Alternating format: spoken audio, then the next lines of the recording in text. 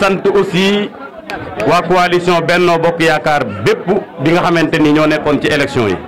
yàlla dogal na amaan na ñaareelu ndaje boo xamante ni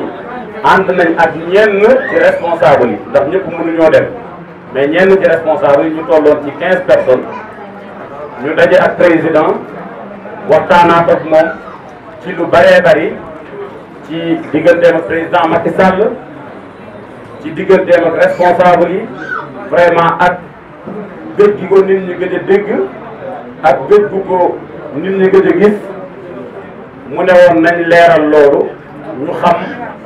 li ko tënk ba ñëpp yam ci même niveau d'information. kaddu yi président wax li ci jiitu mooy sant leen sant département de Mbacké rawatina commune bu Touba di wax ne toujours xelam mi ngi ci yéen mi ngi leen di bàyyi xel mi ngi leen def ci xolam jàpp kum jàppoon ci yéen rek dafa gën a yokk gëj a dégg gi mu leeral ne li ko waral moo waraloon tukkee boobu mu defoon ca bitim réew yàlla dogal na rumeur yi bari woon ne ñu naan président dafa feebar président àgg nañ sax ci ne dafa ñu ngi sukuraat mais yàlla ci dogalam lim dogal ci moom mooy mi ngi ci wér gu yaram gu mat sëkk loolu dana war dina leen ko leeral pour ñëpp xam ne moom mi ngi ci jàmm mi ngi en bonne santé ndax ay nit boo leen seetee wala ñu seet si la di nga waxtaan ak ñoom rawatina si mbooloo jafe-jafe boobu rek moo si amoon mais yàlla dogal na am na tan bu baax a baax muy wax ne mi ngi leen di sant di leen gërëm bi mu jëlee engagement ànd ak le président de la république président Macky Sall te wax ne lenn rek moo ko tax ànd président Macky Sall mooy intérêt wu Sénégal liggéeyu Sénégal te bi mu jëlee décision boobu def ko yéen ñëpp ñëw ngeen fekk si ko ci ànd ci ak moom jàppale ko ci projet boobu kon loolu mi ngi leen ci sant bu baax di leen gërëm. beneen point bi mooy perspective bi li nekk ci suñu kanam ñu leen di sant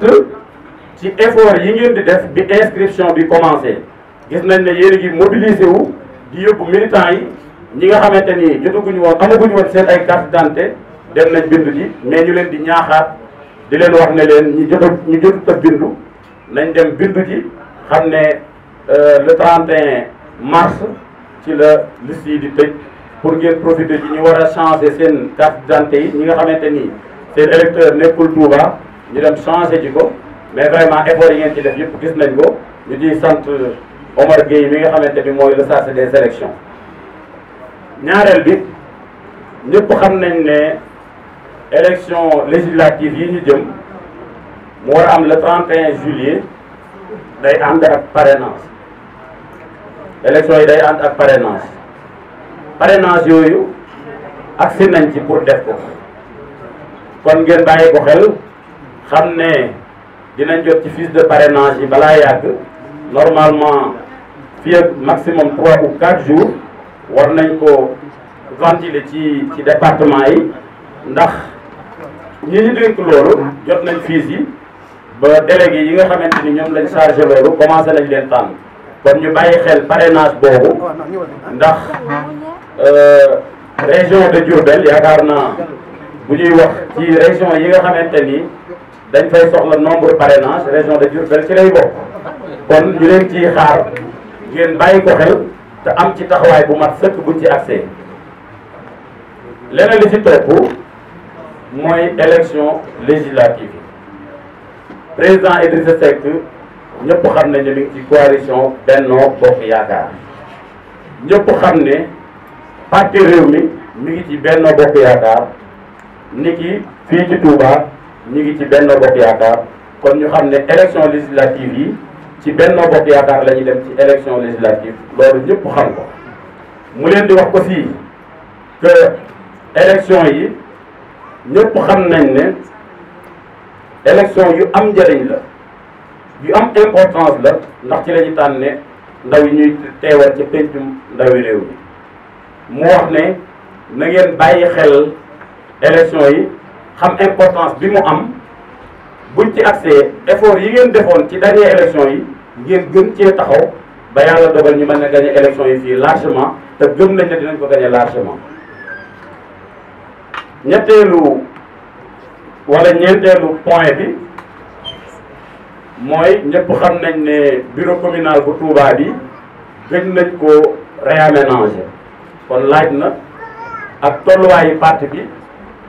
ñu defaat ay réaménagement ci parti bi loolu dinaa jox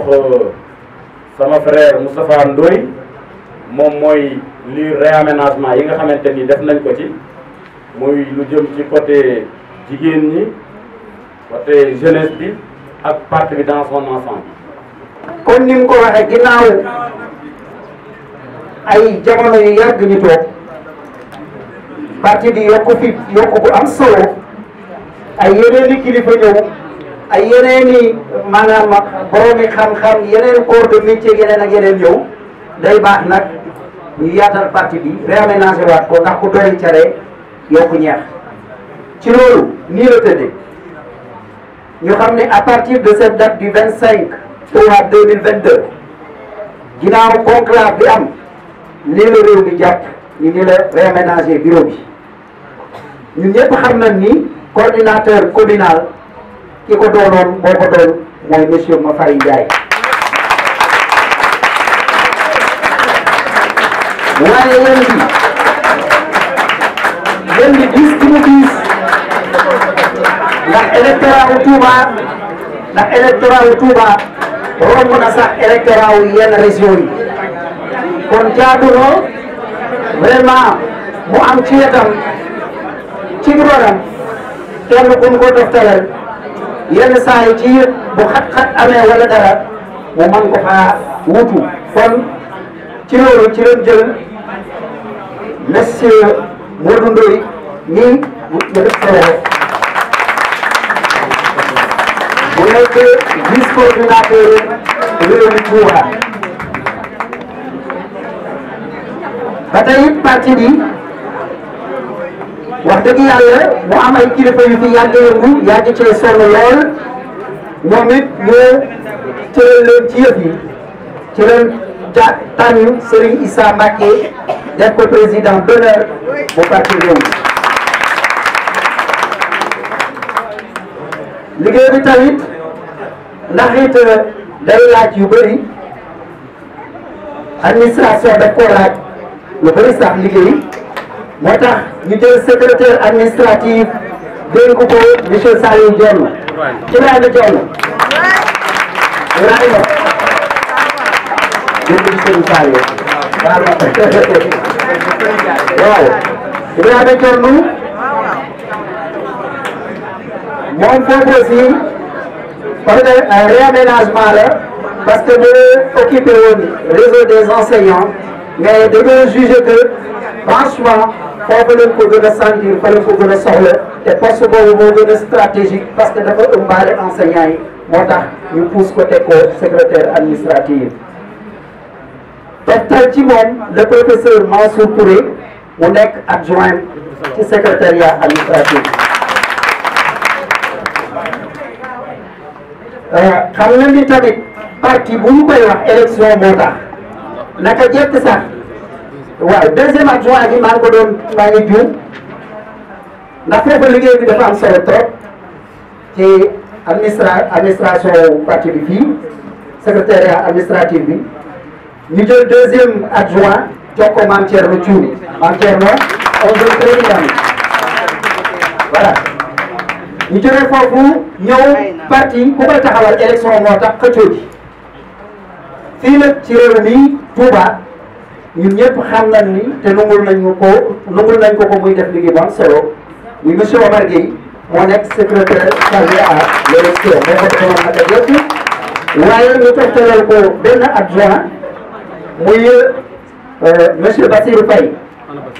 un jeune très dynamique moom vraiment très loyal ñu ñëw trésorier général ñu dénk ko Serigne Ousmane Ndiaye mu nekk ñi sama wet di ko yàgg ci parti bi lool moom moom it ñu toftalal ko benn adjoint muy Serigne Fallou Seck Serigne Fallou voilà réew mi aussi politique bu ñu koy wax borom musóor yi kenn mënut a dem baleen te it nag wax dëgg yàlla ci loolu moo tax mënuñoo réaménager parti bi réew mi fii ci Touba tey ñoom it ñu dul leen ci jox cër bu am solo ci la ñu tànn Soxna Arame Gueye def ko responsable des femmes.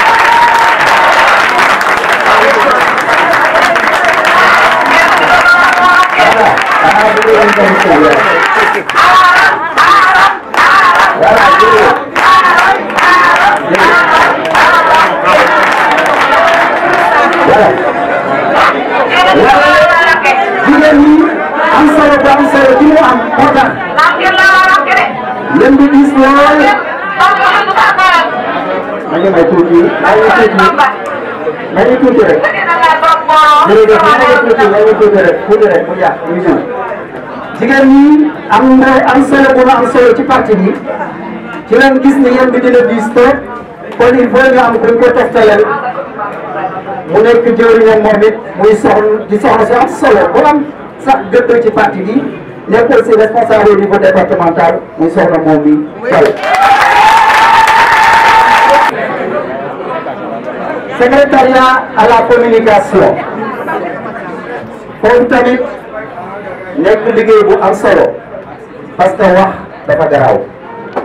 wax dafa koy war torop taal na dëkk defar na réew ci loolu ci leen de secrétariat à la communication Moustapha Ndoye waaye la dal jigéen ñi dal ñeneen ñi toon moo ñu dal dafa nekk lu yaatu parce que communication dafa bari ay support foofu am comme digital ak yeneen communication ci boppam secrétariat à la communication ñu toftalal ma Serigne Bamba Kane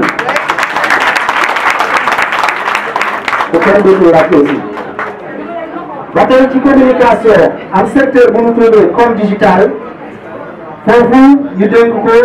Baye Ndiaye Diop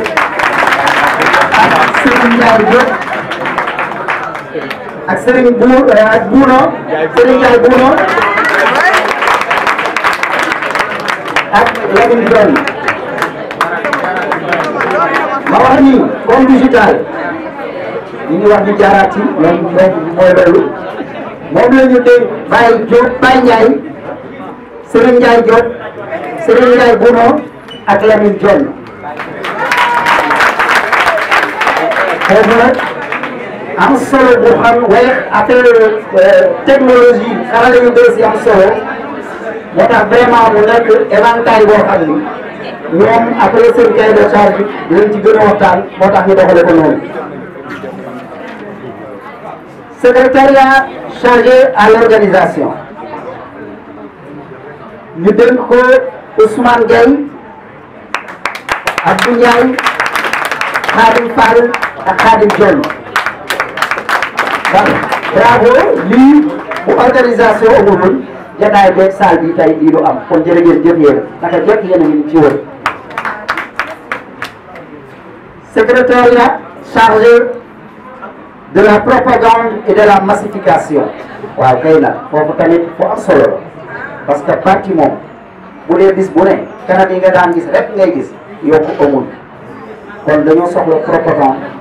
soxla aussi massification mooy lu gën a dooleel parti loolu nag ñu ci yaakaar te dégg leen ko mooy Mortala Diagne ak Jabel Mbaye ak Jabel Mbaye voilà ak Adi Gueye Adi du moins Adi Gueye waaw responsable des jeunes yi ñooy permanence su parti bi ndax vraiment ñoom moom kenn dootu leen kenn dootu wax ci ñoom lan la ñuy nekk ci parti parce que ñun ñëpp xam nañ vraiment foofu ñu dénk ko Djili Mbaye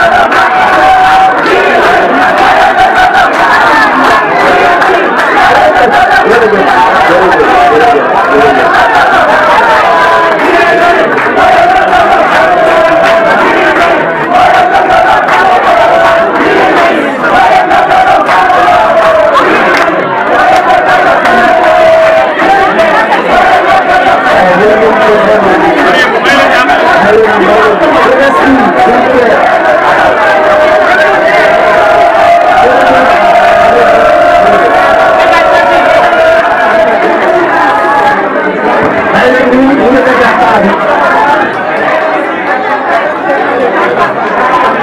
bon jeunesse bi toujours jeunesse bi ñu toftal ci Djily ñu toftal ci Lamine Dione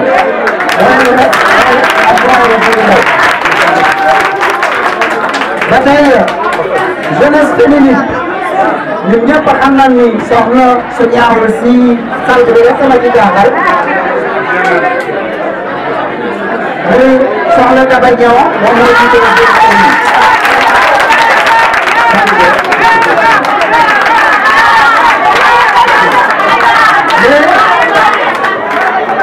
bu yombalee ko si liggéey bi ñu toftalal ko soxna Ngoné Dione donc responsable waaw mani ndembel ma dellu si kii soxna Ngoné Dione moom Dione moom lañ toftal ci Daba Niang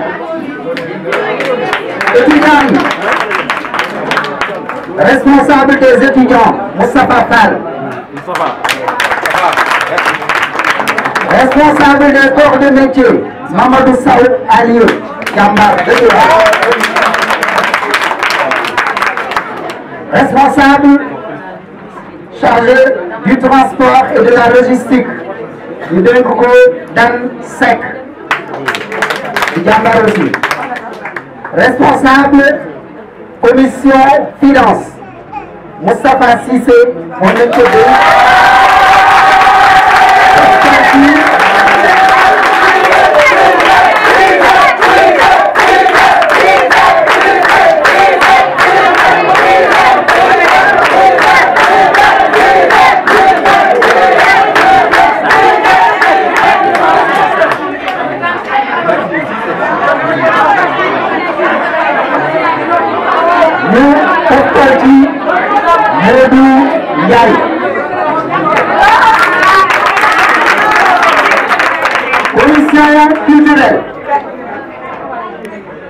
culture dafa am solo lool ci mbir mi ñu dénk ko ndaw lu am solo muy Ndiaga Mbéri Ndiaga ñu jottale ko soxna la soirée responsable structure les charges ñu dénk ko Serigne Fallou Milane jàpp naa ni lii mooy li nga xamante ni mooy il est vraiment parti bi fii ci coordination de Touba parti Rewmi. liñ leen di wax ca di ko tëjee ay cant rek lay doon waaye cant yi ki ciy jiitu mooy sant le président de la République président Macky Sall ndax président Macky Sall de ñëpp xam nañ ne am na liggéey yu am solo yu mu def ci Touba mën nañ ci tudd bi ci mujj muy 30 bii nga xamante ni gis nañ ne réalisation yi lu néew moo ci des agsi na presque ci njeexantal kon ñuy sant président Macky Sall mën nañ ci tudd hôpital bi nga xamante ni hôpital niveau 3 la nekk hôpital bu moderne mu def ko ci Touba te hôpital bu ni mel yaakaar naa waxuma ci Sénégal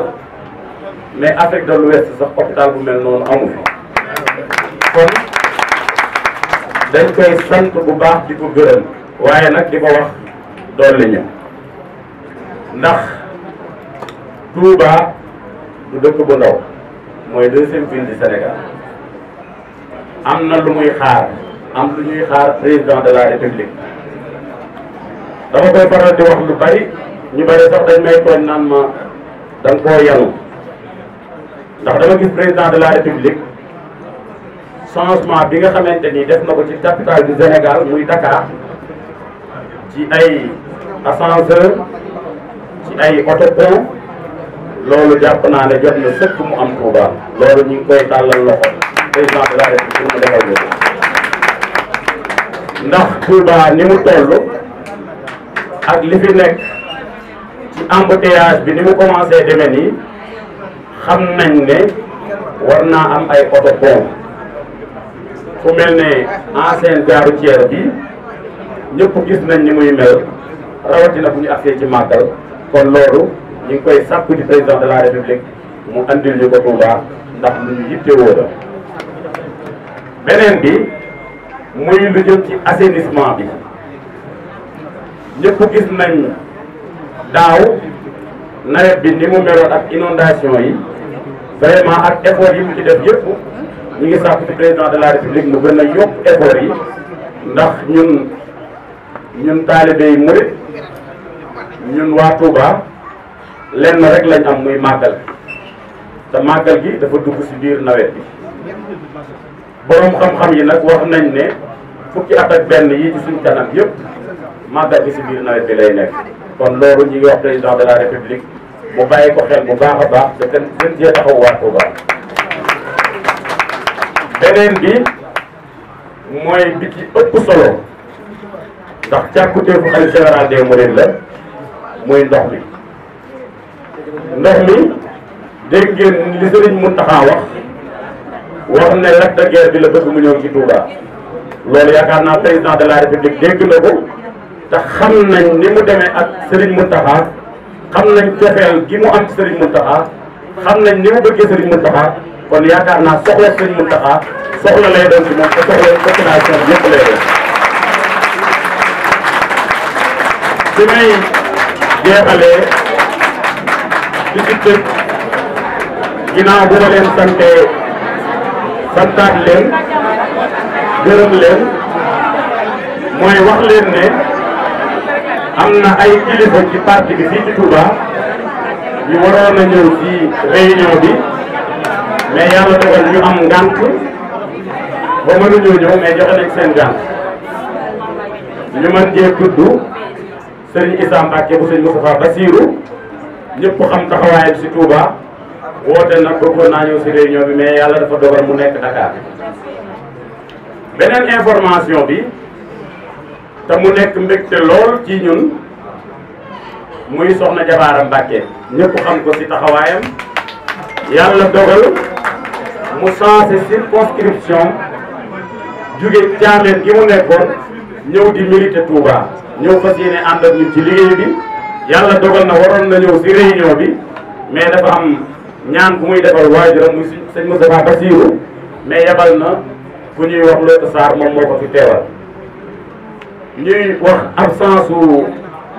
aussi docteur Baydi Dioum ñëpp xam ko mu nekk doyen ci parti bi nekk kilifa di borom xam-xam yàlla dogal na bëggoon na ñëw aussi mais dafa am ngant kon ngant yooyu nangul nañ leen ko waaye di leen santaat bu baax di leen gërëm di leen ñaanal coalition Benno Bokk Yaakaar bi nga xamante ni ci lañ nekk élection yii ñu jëm ñu am ci ndam lu yaatoo yaatu jërë ngeen jëf